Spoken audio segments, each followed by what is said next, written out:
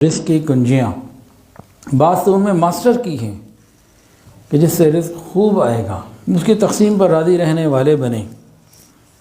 اور اس بات کو بھی یاد رکھیں، حدیث کے اندر آتا ہے جس طرح موت انسان کو تلاش کرتی ہے، انسان کا رزق بھی اسی کو تلاش کرتا ہے۔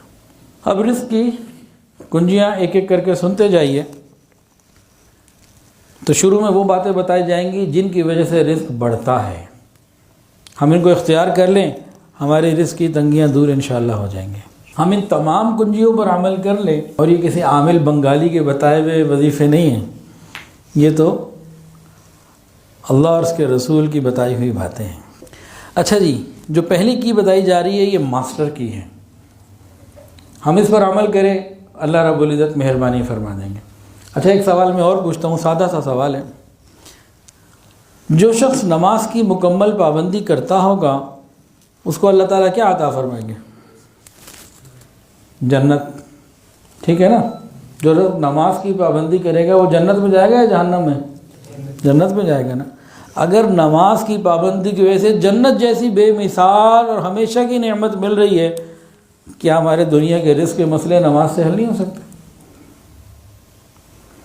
نماز کی پابندی، نماز کا اہتمام کرنا، نماز کو قائم کرنا، اقیم الصلاۃ، جس شخص نے یہ کر لیا اس کا رزق اللہ رب العزت بڑھا دیتے ہیں، برکتیں آ جاتی ہیں۔ قرآن مجید میں نماز کو پڑھنے کا حکم نہیں، ادا کرنے کا، قائم کرنے کا حکم ہے۔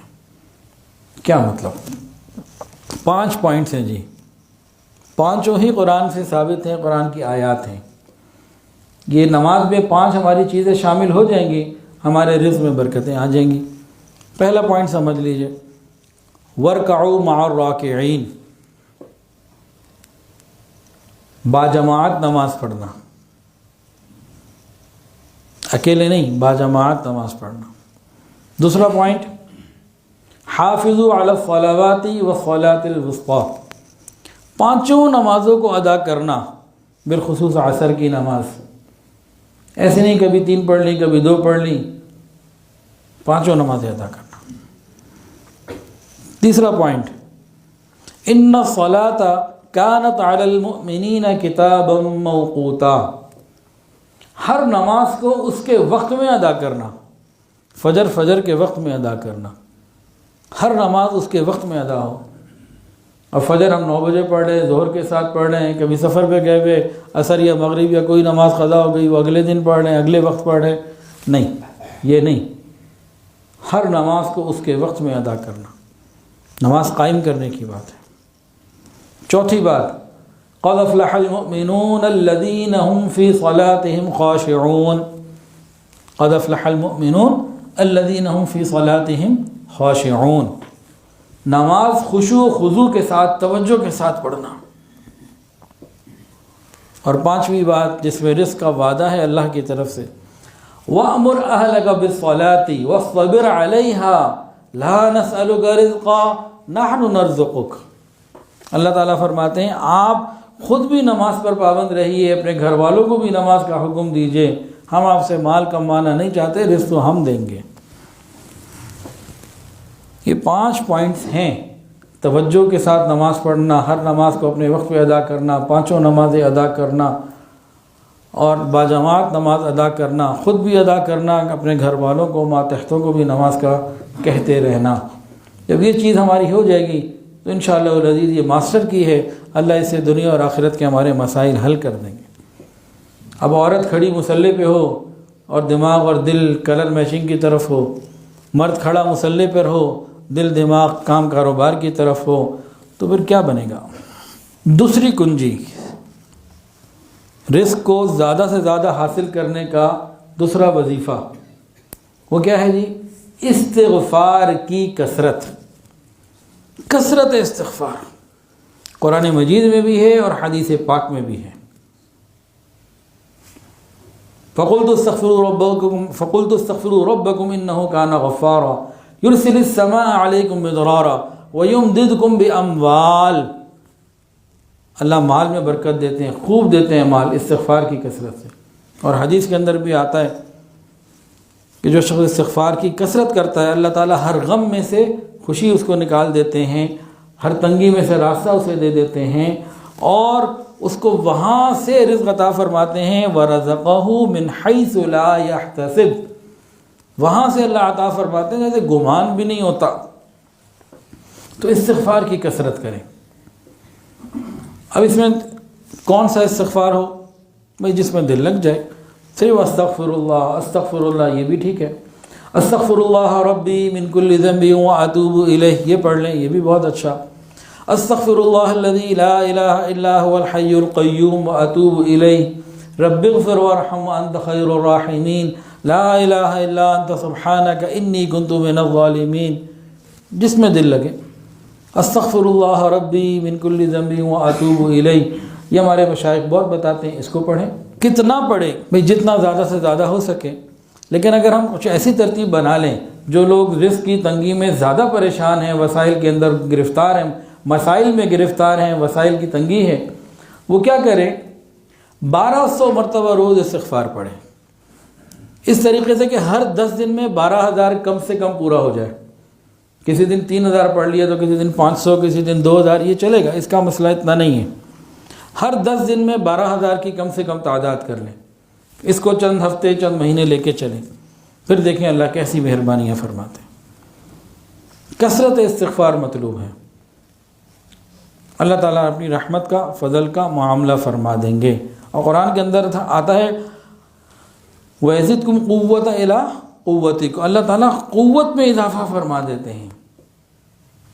استغفار کی کثرت سے انسان کی قوت بڑھ جاتی ہے. تم استغفار کی کثرت کریں, اللہ تعالیٰ اپنی رحمت کا معاملہ فرما دیں گے. تو 2 کنجیاں ہوں گئی جی, پہلی نماز اور دوسری استغفار کی کثرت. تیسری جو ہے نا کنجی, یہ بڑی زبردست ہے, یہ ہے انفاق فی سبیل اللہ, اللہ کے راستے میں مال خرچ کرنا. اللہ فرماتے ہیں وما انفقتم من شیء فہو یخلفہ, اور جو تم اللہ کی راہ میں خرچ کرو گے تمہیں اس کا بدلہ مل کر رہے گا. وما تنفقوا من خیر یوفى الیکم, اور یہ بھی فرمایا کہ تم خرچ کرو اللہ تم پر خرچ کرے گا. اور اللہ تعالیٰ ایک کے بدلے 10 کی بات فرماتے ہیں, اور کسی کو 70 ملتے ہیں اور کسی کو 700.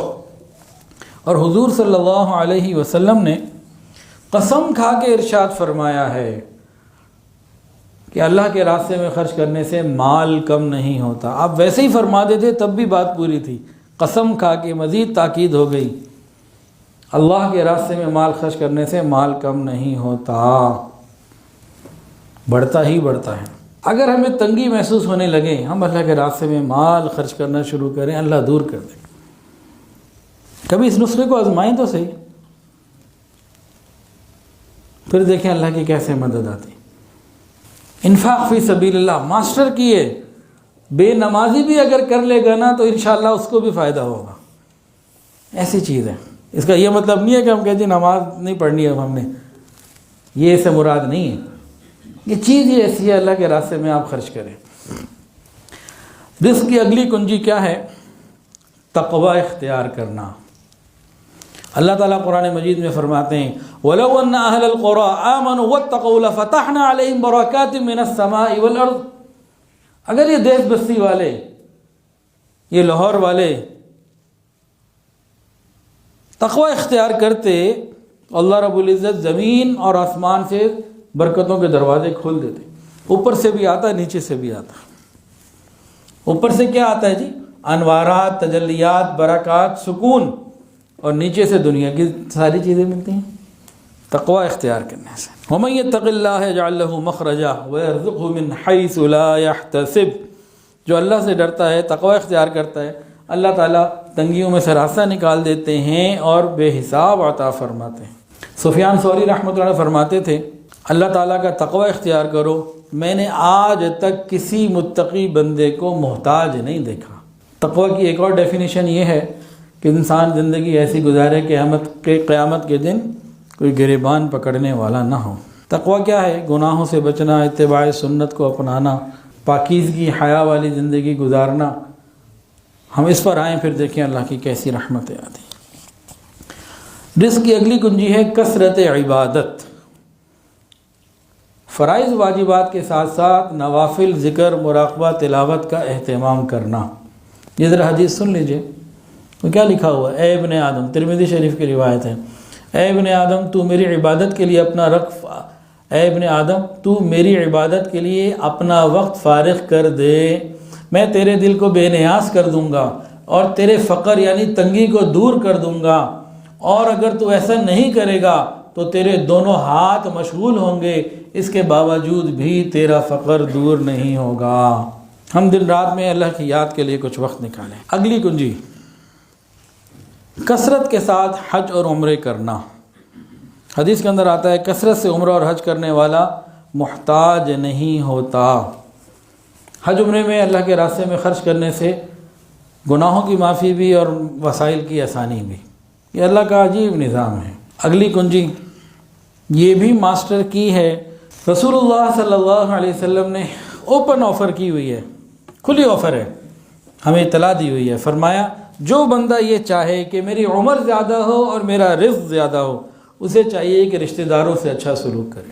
رشتہ داروں سے اچھا سلوک کرنا، نبی علیہ السلام نے اوپن جو ہے نا وہ آپشن دے دی ہمیں کہ جو بندہ یہ چاہے کہ میرا رزق بھی زیادہ ہو، عمر بھی زیادہ ہو، صلہ رحمی کرے۔ اب صلہ رحمی ہم کرتے نہیں ہیں،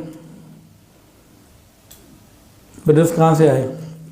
صلہ رحمی کسے کہتے ہیں؟ صل من قطعک، جو تجھ سے توڑے تو اس سے جوڑ، واعف عن من ظلمک، جو تم پر ظلم کرے تم اسے معاف کر دو، واحسن الی من اساء الیک، جو تمہارے ساتھ برا کرے تم اس کے ساتھ اچھا کرو۔ ہم رشتہ داری ٹوٹنے نہ دیں، وہ ہمارے ساتھ برا کرے ہم اچھا کریں، ٹوٹنے نہ دیں، پھر دیکھیں کیسے رزق آتا ہے۔ اگلا پوائنٹ جی، ایک اور ماسٹر کی بڑی زبردست کی ہے یہ، رزق کے در وسعت کا بہترین ایک اور طریقہ کیا ہے؟ کمزوروں کی مدد کرنا۔ حدیث کے اندر آتا ہے جو تم میں کمزور لوگ ہوتے ہیں ان کی وجہ سے تمہیں رزق ملتا ہے۔ ایک اور رزق کے لیے ماسٹر کی زبردست قسم کی، اللہ رب العزت کی نعمتوں کا شکر ادا کرتے رہنا۔ اللہ تعالیٰ کی بے حساب نعمتیں ہمارے پاس ہیں، ہم اللہ کا شکر ادا کرتے رہیں۔ قرآن میں اللہ فرماتے ہیں لَإِن شَكَرْتُمْ لَأَزِيدَنَّكُمْ، تم میرا شکر ادا کرتے رہو گے میں تمہیں دیتا رہوں گا، ناشکری کرو گے تو پھر میرا عذاب بڑا سخت ہے۔ ہم اللہ کی نعمتوں کا خوب شکر ادا کریں۔ فرمایا کہ جو شخص نعمت کا شکر ادا نہیں کرتا وہ اپنی نعمت کو چھن جانے کے لیے پیش کر رہا ہوتا ہے، چھین لو مجھ سے، اور جو شکر ادا کرتا ہے وہ ان نعمتوں کو نکیل ڈال کر اپنے پاس قید کر لیتا ہے۔ ہم اللہ کی نعمتوں کا شکر ادا کریں، اللہ بہت مہربانی فرمائیں گے۔ ایک اور پوائنٹ بھی آ گیا جی، یہ بھی بڑا مشکل ہے جی، رزق کے لیے ہے بہت کرنے میں مختصر سا، لیکن نفس پہ بڑا بھاری ہے۔ وہ کیا ہے؟ گھر میں داخل ہوتے وقت مسکراتے چہرے کے ساتھ آنا اور بیوی کو سلام کرنا، سلام میں پہل کرنا۔ اب کتنے لوگ ہوتے ہیں جی بیوی کو میں سلام کروں، وہ مجھے کرے، میں بڑا ہوں وہ بڑی ہے۔ حضرت امی عائشہ صدیقہ رضی اللہ عنہ فرمایا کرتی تھیں کہ رسول اللہ صلی اللہ علیہ وسلم جو گھر تشریف لاتے، مسکراتے چہرے کے ساتھ تشریف لاتے اور اہل خانہ کو، گھر والوں کو سلام میں پہل کرتے۔ اس کی وجہ سے رزق کے اندر اضافہ ہوتا ہے۔ حدیث سن لیجئے، 3 آدمی ایسے ہیں جن کی ضمانت اللہ نے لی، اگر وہ زندہ رہے یعنی جب تک زندہ رہے تو اللہ تعالیٰ اس کو ایسا رزق دیں گے جو اس کے لیے کافی ہوگا، جب مرے گا تو سیدھا جنت میں جائے گا۔ رزق ایسا ہوگا جو کافی ہوگا، مرے گا تو جنت میں جائے گا۔ کیا کرنا ہوگا؟ سن لیجئے، ان 3 میں سے ایک بندہ وہ ہے جو اپنے گھر میں داخل ہوتے وقت اپنے اہل خانہ کو سلام کرتا ہوگا۔ اگلا عمل ہے جی والدین کی فرما برداری اور خدمت، ماں باپ کی خدمت، فکر کرنا، خیال رکھنا، اس سے بھی اللہ رزق میں اضافہ فرماتے ہیں۔ کتابوں میں واقعہ لکھا ہوا ہے، کوئی اللہ والے تھے، انہوں نے مانگا یا اللہ اس وقت کوئی اچھا نیک بندہ آپ کا مقرب ہو تو مجھے دکھائیے، بتائیے، میں ملوں۔ کہتے ہیں کہ میں نے ایک شخص، اللہ تعالیٰ نے مجھے بتا دیا اور میں اس شخص کے گھر گیا، ملا، ایک عام سا آدمی تھا، کوئی مجھے اچھی چیز اس کی سمجھ میں نہیں آئی، کس وجہ سے اتنا مقرب ہے۔ خیر میں اس کے گھر بھی گیا تو گھر میں دیکھا 2 سور ہیں، میں بڑا حیران، بندہ کہ اللہ تعالیٰ فرماتے ہیں میرا ہے پیارا بندہ، گھر میں سور، خیر وہ گھر گیا، پہلے ان دونوں سوروں کو کھانا کھلایا، بعد میں خود کھایا. تو سمجھ میں نہیں آ رہی تھی. پوچھا بھئی کیا معاملہ ہے؟ کہا کہ میرے والدین ہیں، اپنی بدعملی کی وجہ سے ان کو سزا دی گئی، لیکن جیسے کیسے ہیں تو میرے والد نا، ہے تو میری والدہ، اللہ نے مقرب بنا لیا تھا اپنا. تو والدین کی خدمت، اللہ کا قرب بھی ملتا ہے اور اللہ تعالیٰ رزق میں بھی برکتیں عطا فرماتے ہیں. کہ ماں باپ اس سے خوش ہوتے ہیں، اللہ اس کے رزق میں برکتیں عطا فرما دیتا ہے. اور جس کے شیخ اس سے خوش ہوتے ہیں، اللہ تعالیٰ پھر اس کے فیض میں برکت دیتے ہیں، اس کو روحانیت میں اور دین میں ترقی عطا فرماتے ہیں، علم میں برکت دیتے ہیں. حدیث کے قرآن مجید کے اندر تو یہ ہے وَصَاحِبْهُمَا فِي الدُّنْيَا مَعْرُوفًا. ماں باپ اگر کسی کے خدا نخواستہ مشرک بھی ہوں تب بھی ان کے ساتھ خیر کا معاملہ دنیا میں کرو. اگلا پوائنٹ جی، رزق کو بڑھانے کا باوضو رہنا. جو باوضو رہے گا اللہ تعالیٰ اس کے رزق میں برکتیں عطا فرمائیں گے. ایک صحابی نے نبی علیہ السلام سے شکایت کی تھی، بڑا فاقہ ہے، تنگی ہے. فرمایا کہ ہمیشہ باوضو رہنے کی کوشش کرو، اللہ رزق میں وسعت عطا فرما دے. اگلا پوائنٹ رزق کو کھینچ کے لانے والا وہ ہے چاشت کی نماز پڑھنا پابندی سے روزانہ. یہ 2 کر کے 4 رکعت پڑھ لیں، 6 پڑھ لیں یا 8 پڑھ لیں، 4 پڑھ لیں 2 کر کے. تو جو یہ پابندی کرے گا اللہ تعالیٰ اس کے رزق میں اضافہ کر دیں گے. اور گھر میں عورتیں بھی پڑھیں تو بہت فائدہ ہوگا. چاشت کی نماز کی پابندی یہ رزق کو کھینچ کے لانے والی ہے. اس کے علاوہ ایک اور پوائنٹ، سورہ واقعہ کی روزانہ تلاوت مغرب کے وقت کے بعد. سورہ واقعہ روزانہ مغرب کے بعد تلاوت کرنا یہ رزق میں اضافے کا ذریعہ بن جاتا ہے. اور ایک اور چیز دعا کرنا، یہ بھی بہترین چیز ہے. دعائیں مانگنا، اللہ سے مانگنا. ایک صحابی آئے، بڑی پریشانی کا اظہار کیا، بہت مقروض ہوں، بڑی تنگی میں ہوں. تو حضور صلی اللہ علیہ وسلم نے ایک دعا بتائی، اللہ نے سارے مسئلے ان کے حل کر دیے.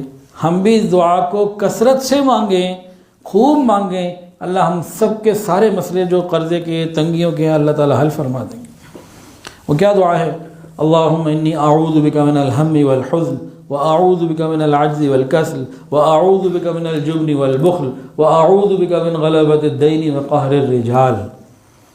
اس کو ہم کثرت سے مانگیں، 100 200 دفعہ 300 دفعہ یہ مانگتے جائیں، اللہ تعالیٰ اپنی رحمت فرما دیں گے، تنگیاں دور ہو جائیں گی. اس کے علاوہ حضرت مولانا احمد علی لوہری رحمۃ اللہ علیہ سے منسوب ایک عمل ہے جس کو میں تھوڑی سی تبدیلی کے ساتھ بتا رہا ہوں. رزق کے اندر وسعت کے لیے، گنجائش کے لیے ہر نماز کے بعد سورہ قریش لإلاف قریش 7 مرتبہ پڑھ لینا. مکمل سورت لإلاف قریش کی صورت ہر نماز کے بعد 7 دفعہ پڑھ لینا. اللہ تعالیٰ مہربانی فرما دیتے ہیں. ویڈیو کے نیچے سبسکرائب کے بٹن پہ کلک کریں، بیل کے آئیکن پہ کلک کیجئے تاکہ ہر نئی ویڈیو کی نوٹیفیکیشن آپ کو مل جائے.